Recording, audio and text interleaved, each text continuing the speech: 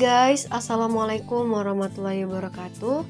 Jumpa lagi bersama saya Anissa Putri Rahayu. Pada kesempatan kali ini saya akan membahas mengenai apresiasi puisi. Nah, pada video kali ini saya hanya membahas secara umum saja mengenai apa itu apresiasi puisi. Berikut penjelasannya. Pertama, kita harus mengetahui terlebih dahulu mengenai apresiasi. Poin pertama adalah hakikat apresiasi. Banyak sekali tokoh yang membahas mengenai apresiasi puisi ini. Nah, secara singkatnya, apresiasi puisi adalah suatu upaya menggauli puisi melalui proses merasakan, memahami, dan menikmati puisi yang melibatkan unsur kognitif, emotif, dan evaluatif sehingga timbul penghargaan, kepekaan perasaan, dan mampu mengkritisi puisi yang diapresiasi. Kemudian, bagaimana dengan tingkatan apresiasi? Nah, Disick menyebutkan adanya 4 tingkatan apresiasi. Pada tingkat pertama, yaitu menggemari, berarti keterlibatan batinnya belum kuat. Apresiator baru sering terlibat dalam kegiatan yang berkaitan dengan puisi. Kedua, yaitu menikmati keterlibatan batin pembaca terhadap puisi sudah semakin mendalam. Nah, pada tahap ini, pembaca atau apresiator mampu menikmati keindahan yang ada dalam puisi itu secara kritis. Ketiga, yaitu mereaksi secara kritis terhadap puisi karena ia mampu menafsirkan dengan seksama dan mampu menilai baik buruknya sebuah puisi. Yang keempat, yaitu produktif. Apresiator puisi mampu menghasilkan atau menulis. Selanjutnya, ragam apresiasi puisi. Ada bermacam jenis puisi yang ditulis para penyair. Nah, Hudson menyatakan adanya puisi subjektif dan puisi objektif. Glenn Brooks menyebutkan adanya puisi naratif dan puisi deskriptif. Begitu dengan David menyebut adanya puisi fisik, platonik, dan metafisik. Kennedy menyebut adanya puisi konkret dan balada. Dalam kumpulan puisi Rendra, kita mengenal judul-judul seperti balada, romansa, stanza, serenada, dan sebagainya. Ada juga paranabel atau alegori. Sedangkan istilah ode, himne, puisi kamar, dan puisi auditorium juga sering kita jumpai. Nah, selanjutnya ada pendekatan ekspresif dalam apresiasi puisi. Nah, pendekatan ekspresif merupakan pendekatan yang menitik beratkan pada pengekspresian luapan perasaan pengarang yang dituangkan dalam karya sastra. Pendekatan ini sangat tepat digunakan dalam pengapresiasian sastra secara reseptif. Hal ini dikarenakan pendekatan tersebut memiliki tujuan yang hampir sama, yaitu menitik beratkan pada penikmatan, pemahaman, serta pengkajian karya sastra. Misalnya, ketika kita sedang membaca puisi, selama kita membaca puisi, kita secara tidak langsung melakukan proses pengkajian terhadap unsur-unsur penyusun puisi yang sedang kita baca. Setelah kita mengkaji unsur-unsur puisi tersebut, kita akan dapat memahami maksud dari puisi tersebut. Apa pesan moral yang ingin disampaikan pengarang yang terkandung di dalam puisi tersebut, serta apa yang bisa kita komentari dari puisi tersebut. Kemudian dari pemahaman yang terbentuk dalam diri kita dapat menemukan titik keindahan dari puisi yang kita baca. Nah, secara rohania atau kejiwaan, kita akan memperoleh kepuasan batin atau hiburan batin dari bentuk keindahan puisi yang kita dapatkan. Perbedaan dari tiap pendekatan dapat kita tentukan dengan cara memahami tujuan atau pengertian dari masing-masing pendekatan apresiasi sastra. Selanjutnya ada juga namanya pendekatan parafrastis dalam apresiasi puisi. Nah, pendekatan ini merupakan strategi pemahaman kandungan makna dalam suatu cipta karya sastra dengan jalan mengungkapkan kembali gagasan yang disampaikan pengarang dengan menggunakan kata-kata dan kalimat yang digunakan pengarangnya. Tujuan akhir dari penggunaan pendekatan parafrastis ini adalah untuk menyederhanakan pemakaian kata atau kalimat seorang pengarang, sehingga pembaca lebih mudah memahami kandungan makna yang terdapat dalam suatu cipta sastra. Nah, setelah kita memahami tentang apresiasi, maka kembali kita akan membahas mengenai puisi itu sendiri. Yang pertama, hakikat puisi. Pada hakikatnya, karya sastra puisi mengkomunikasikan pengalaman yang penting karena puisi lebih terpusat dan terorganisasi. Hal yang membedakan puisi dengan karya sastra lain adalah sifat puisi yang konsentris dan intensif. Berkenan dengan hal tersebut, melalui bentuk puisi, orang dapat memilih kata dan memadatkan bahasa. Memilih kata artinya memilih kata-kata yang paling indah dan paling tepat, mewakili maksud penyair, dan memiliki bunyi vokal atau konsonan yang sesuai dengan tuntutan estetika. Dan memadatkan bahasa artinya kata-kata diungkapkan mewakili banyaknya pengertian. Nah, puisi adalah karangan imajinatif yang merupakan ungkapan perasaan atau pikiran penulisnya. Kata-katanya telah mengalami pemadatan dan pemusatan, dan bentuk fisik dan batin merupakan kesatuan yang bulat dan utuh. Puisi juga merupakan ungkapan hati penyair dari keseluruhan pengalaman hidup yang menggunakan bahasa yang khas dalam penyajiannya. Puisi lahir dari perenungan mendalam dengan menggunakan kolaborasi antara pikiran dan perasaan, sehingga menghasilkan karya yang syarat makna. Berikutnya, lahirnya sebuah puisi.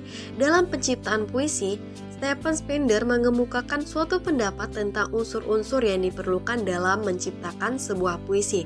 Yang pertama, konsentrasi, di mana meliputi konsentrasi langsung yang sempurna dan konsentrasi lamban yang disempurnakan secara lambat. Yang kedua, inspirasi, ketiga, kenangan, dan keempat, keyakinan serta lagu. Berikutnya adalah unsur pembangun puisi. Ada diksi, imaji atau simbol, gaya bahasa, bunyi, nada dan suasana, tema, amanat, dan juga tipografi. Nah, teman-teman pasti sudah paham apa itu diksi, imaji, dan simbol, gaya bahasa, bunyi, nada, dan suasana, tema, amanat, dan juga tipografi.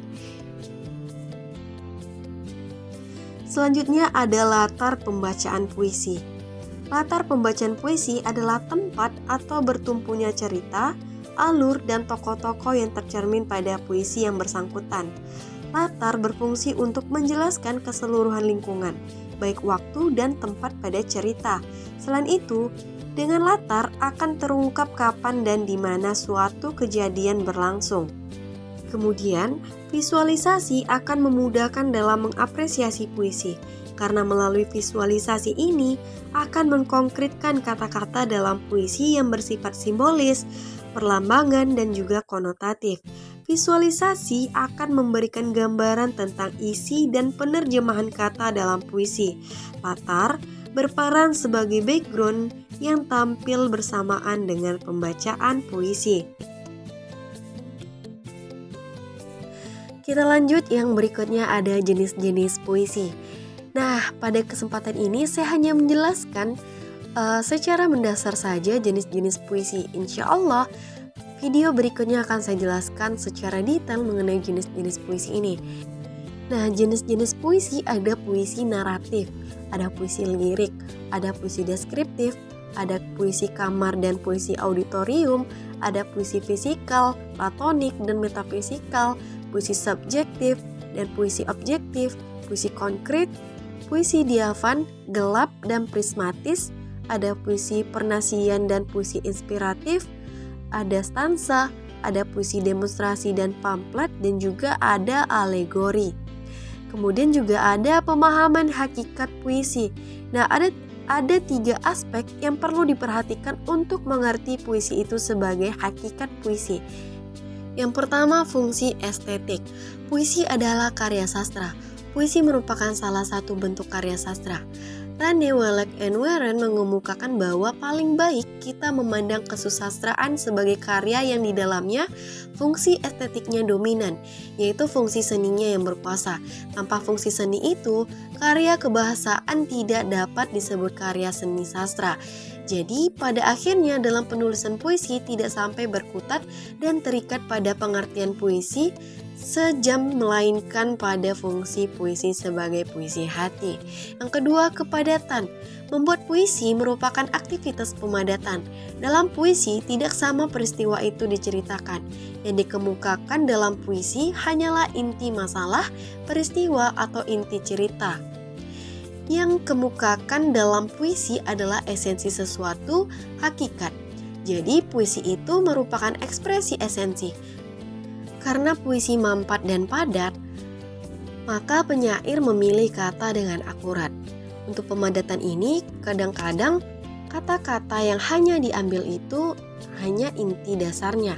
Imbuhan, awalan, dan akhiran sering dihilangkan. Dan yang terakhir adalah makna dalam puisi. Roland Barthes menyebutkan adanya 5 kode bahasa yang dapat membantu pembaca memahami makna karya sastra. Nah, kode-kode itu melatar belakangi makna karya sastra. Meskipun pandangan itu diterapkan untuk prosa, namun prinsip-prinsipnya dapat digunakan untuk puisi juga. 5 kode itu yang pertama, kode hermeneutik atau penafsiran. Dalam puisi, makna yang hendak disampaikan tersembunyi, menimbulkan tanda tanya bagi pembaca. Tanda tanya itu merupakan daya tarik karena pembaca penasaran ingin mengetahui jawabannya. Misalnya, dalam puisi Senja di Pelabuhan Kecil, pembaca akan bertanya apa maksud penyair dengan judul itu, apa makna senja dan apa makna pelabuhan. Yang kedua, kode proairetik atau perbuatan. Dalam karya sastra, perbuatan atau gerak atau alur pikiran penyair merupakan rentetan yang membentuk garis linear. Pembaca dapat menelusuri gerak batin dan pikiran penyair melalui perkembangan pemikiran yang linear itu. Baris demi baris membentuk bait. Bait pertama dan kedua serta seterusnya merupakan gerak berkesinambungan. Gagasan yang tersusun merupakan gagasan runtut. Jika dipelajari dengan seksama, maka kita akan menemukan kesamaan gerak batin penyair yang sama dalam berbagai puisinya. Ciri khas itu akan nampak karena seorang penyair mempunyai metode yang hampir sama dalam proses penciptaan puisi. Sulit kiranya seorang penyair mengubah teknik pengucapan puisi yang sudah dimilikinya. Yang ketiga, kode semantik. Makna yang kita tafsirkan dalam puisi adalah makna konotatif. Bahasa kias banyak kita jumpai. Sebab itu, menafsirkan puisi berada dengan menafsirkan prosa. Menghadapi bentuk puisi, pembaca sudah harus bersiap-siap untuk memahami bahasanya yang khas. Yang keempat, ada kode simbolik. Kode semantik berhubungan dengan kode simbolik. Hanya kode semantik lebih luas. Kode simbolik lebih mengarah pada kode bahasa sastra yang mengungkapkan atau melambangkan suatu hal dengan hal lainnya. Makna lambang banyak kita jumpai dalam puisi. Peristiwa-peristiwa yang dilukiskan dalam puisi belum tentu bermaksud hanya untuk bercerita, namun mungkin merupakan lambang suatu kejadian. Bahkan mungkin merupakan lambang kejadian yang akan datang. Misalnya, nyanyian semut ireng, semut atau semut hitam yang terkenal dalam sastra Jawa merupakan lambang kejatuhan kerajaan Surakarta. Secara khusus, kata-kata dan lukisan peristiwa juga penuh dengan lambang-lambang. Dan yang terakhir adalah kode budaya. Pemahaman suatu bahasa akan lengkap jika kita memahami kode budaya dari bahasa itu. Banyak kata-kata dan ungkapan yang sulit dipahami secara tepat dan langsung jika kita tidak memahami latar belakang kebudayaan dari bahasa itu. Memahami bahasa diperlukan cultural understanding dari pembaca. Misalnya, Dik nanti dalam puisi Rendra sulit diterjemahkan ke dalam bahasa Inggris karena dalam sistem budaya bahasa Inggris panggilan serupa itu tidak ada. Demikian pula kata jeng dalam bahasa Jawa. Kata durno, sengkuni, kresno, dan sebagainya mewakili suatu konsep makna yang hanya bisa ditelusuri melalui kode budaya Jawa.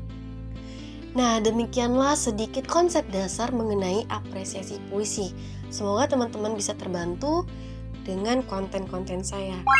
Demikianlah, jangan lupa saksikan video-video berikutnya hanya di channel Anissa Putri Rahayu. Dadah, assalamualaikum warahmatullahi wabarakatuh.